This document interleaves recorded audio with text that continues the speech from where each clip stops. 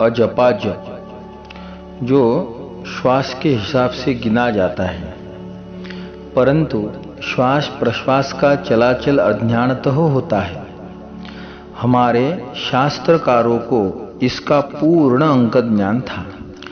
वर्तमान शरीर विज्ञान से यह पता चला है कि प्रत्येक स्वस्थ मनुष्य स्वाभाविक रीति से 1 मिनट में 15 बार श्वास प्रश्वास ग्रहण और त्याग करता है, अर्थात एक दिन में 24 घंटे में 21,600 बार श्वास प्रश्वास की क्रिया होती है। हमारे शास्त्रकार भी अनेक वर्षों पहले इस निर्दिष्ट संख्या को जानते थे। वे धर्मपरायण थे, जीवन को ईश्वर का दान समझते थे, इसलिए उन्होंने जीवनधारक इन श्वास प्रश्वासों को भगवान के नाम से युक्त कर दिया, जिससे एक भी श्वास व्यर्थ न जाए। उन्होंने इस प्रकार से देवताओं में इनका इस जप का विभाजन किया है। कैसा किया है यह श्लोक भी मैं बताता हूँ, और यह श्लोक सुबह सुबह बोले तो यह संकल्प हो जाता है पूरे 24 घंटे का, और उस जप का हमें पुण्य मिलता है। षट्शतानि गणेशस्य षट्सहस्रम प्रजापतेः षट्सहस्रम गदापाणेः षट्सहस्रम पिनाकिनः सहस्रमात्मलिंगस्य सहस्रम परमात्मनः गुरुरेकसहस्रम स्यात् संकल्पोऽयमुदाहृतः। 600 गणेश जी के लिए यह जो हम 21,600 जप करते हैं, उनमें से षट्शतानि गणेशस्य 600 गणेश जी के लिए, 6000 प्रजापति ब्रह्मा जी के लिए, 6000 पिनाकपाणी भगवान शिव के लिए, 6000 स्वयं गदाधर भगवान विष्णु के लिए, 1000 आत्मा के लिए मतलब स्वयं के लिए, 1000 परमात्मा के लिए, और 1000 जब गुरु के लिए। यह एक संकल्प है। सुबह सुबह यदि यह श्लोक बोला जाए तो हमारे सब श्वासों का यह एक संकल्प बनता है, और इन सब को इतना इतना जप अर्पण करने का हमें पुण्य मिलता है। और जो जो अंक मैंने अभी अभी बताए हैं, इन सब को अगर मिलावे तो 21,600 की पूर्ण संख्या बनती है। यह संकल्प प्रातः काल का है, जिससे क्या होता है, दिन रात का श्वास और प्रश्वास जिनका हमें चेत नहीं रहता है, देवताओं के निरीक्षण में रहते हुए स्वधर्म पालन करें। इस संकल्प को अजपा संकल्प कहते हैं, क्योंकि इन 21,600 श्वास प्रश्वासों में जो जप स्वभावता चलता रहता है, उस जप को बिरला ही कोई मनुष्य जानबूझकर कर सकता है। सामान्यतः सामान्य मनुष्य इस जप को स्वप्रयत्न से 21,600 बार तो नहीं ही कर सकता है। तो यही कारण है कि इसको अजपा कहते हैं।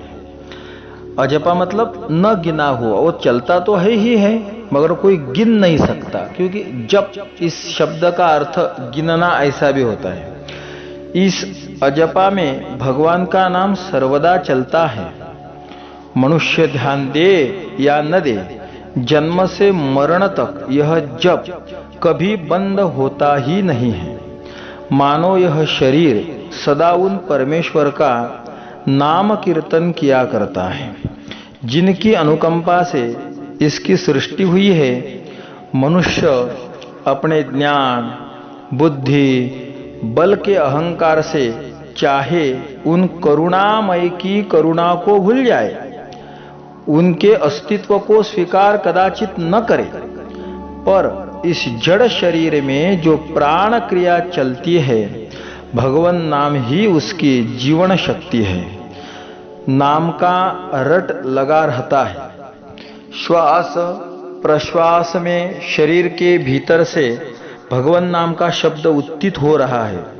रोम रोम में हरि बस रहे हैं, यह सूचना इस अजपा जप से मिलती है।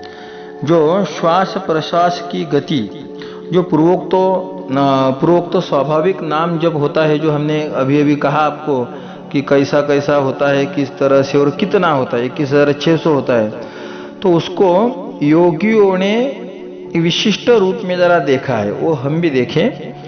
हकारेण बहिर्याति सकारेण विषेद पुनः हंसेति परमं मंत्रम जीवो जपति सर्वदा।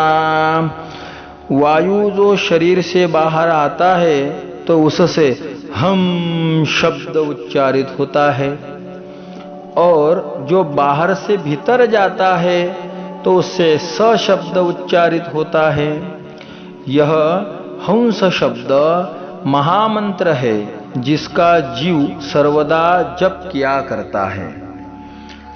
हमारे हिंदू शास्त्र में हंस एक रहस्यमय शब्द है। इसके गुह्य अर्थादि तत्व का अन्वेषण तो हम नहीं कर सकते, या जो थोड़ा बहुत भी करते हैं तो वो भी करने की भक्ति सांप्रदायिक लोगों को कुछ जरूरत नहीं है। इसका सरल अर्थ हंस शब्द का ले लीजिए, नारायण, भगवान, परमात्मा, कुछ भी स्वीकार कर लेने से ही हमारा प्रयोजन सिद्ध होता है। कोई हमें इसका सूक्ष्म अर्थ लेने की या उसका अन्वेषण करने की कोई जरूरत नहीं है।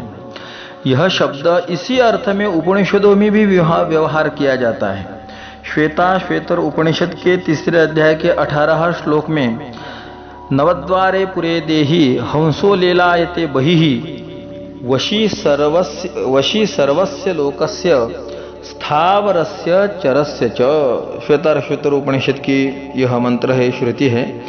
नवद्वार वाले शरीर रूपी नगर में रहने वाला देही स्थावर और जंगम संपूर्ण जगत को वश में रखने वाला एक प्रकाशमय परमेश्वर है, और बाह्य जगत में वह लीला करता है। मतलब हंस पद का हंस लीलायते बहिहि, और यह कहा था कि प्रत्यक्ष परमात्मा ही बाह्य जगत में लीला करता है।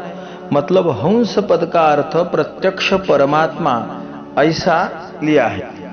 और उसी उपनिषद में 6 अध्याय के 15वें श्लोक में ऐसा लिखा है, एको हंसो भुवनस्यास्य मध्ये स एवाग्निः सलिले सन्निविष्टः तमेव विदित्वाति मृत्युमेति नान्यः पंथा विद्यते यनाय।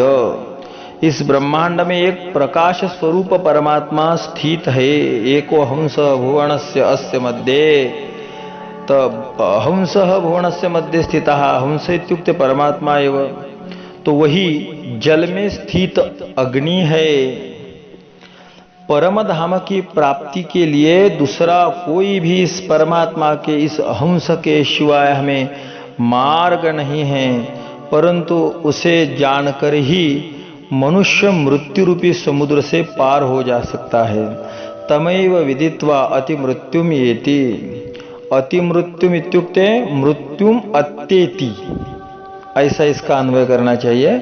मृत्युम अत्येति, मृत्युम अत्येति इत्युक्ते मृत्यु को वो उल्लंघन करता है। तम एव विदित्वा, उस परमात्मा को जानकर ही जीवात्मा मृत्यु को अतीत करता है, मतलब उसको उल्लंघन कर सकता है। नान्यः पंथा विद्यते अयनाय, और इसके लिए, इस मुक्ति के लिए अन्य पंथा न, इसके लिए और कोई पंथ विद्यमान है ही नहीं है।